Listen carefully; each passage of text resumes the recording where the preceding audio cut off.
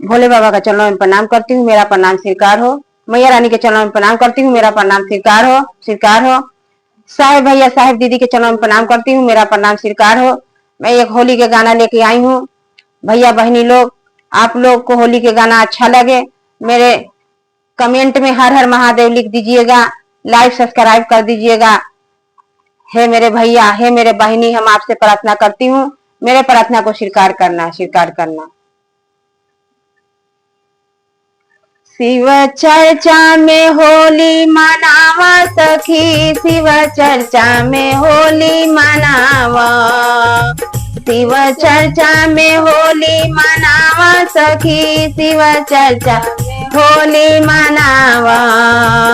ओही शिव चर्चा में बर्मा जी आइले, ओही शिव चर्चा में बर्मा जी आइले, बर्मा जी आइले, सरस्वती जी आइले, बर्मा जी आइले, सरस्वती जी आइले। रंगवा गुललवा उड़ावा सखी, रंगवा गुललवा उड़ावा सखी, शिव चर्चा में होली मनावा सखी, शिव चर्चा में होली मनावा सखी। ओही शिव चर्चा में विष्णु जी आइले, ओही शिव चर्चा में विष्णु जी आइले, संगवा में लक्ष्मी मैया, संगवा में लक्ष्मी मैया। शिव रंगवा गुललवा उड़ावा सखी हो, रंगवा गुललवा उड़ावा, रंगवा गुललवा उड़ावा सखी, रंगवा गुललवा उड़ावा। शिव चर्चा में होली मनावा सखी, शिव चर्चा में होली मनावा, शिव चर्चा में होली मनावा सखी, शिव चर्चा में होली मनावा। वही शिव चर्चा में कृष्णा जी आइले, वही शिव चर्चा में कृष्णा जी आइले, कृष्णा जी आइले, लक्ष्मी मैया आइले, कृष्णा जी हे राधा जी आइले।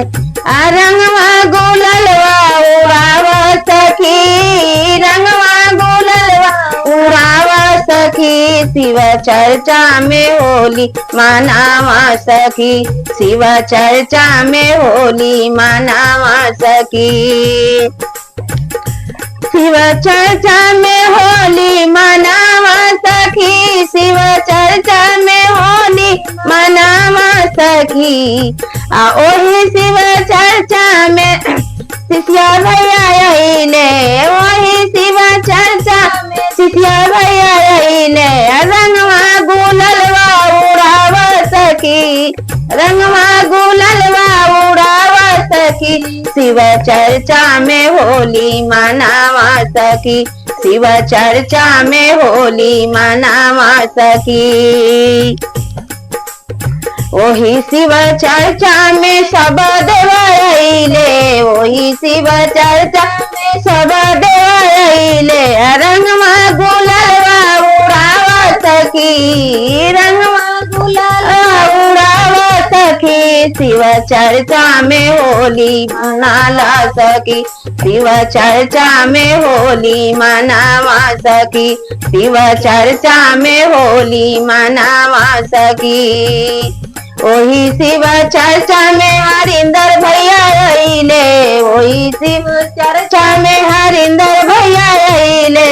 रंगवा गुललवा उड़ावा सखी, रंगवा गुललवा उड़ावा सखी, शिव चर्चा में होली मनावा सखी, शिव चर्चा में होली मनावा सखी।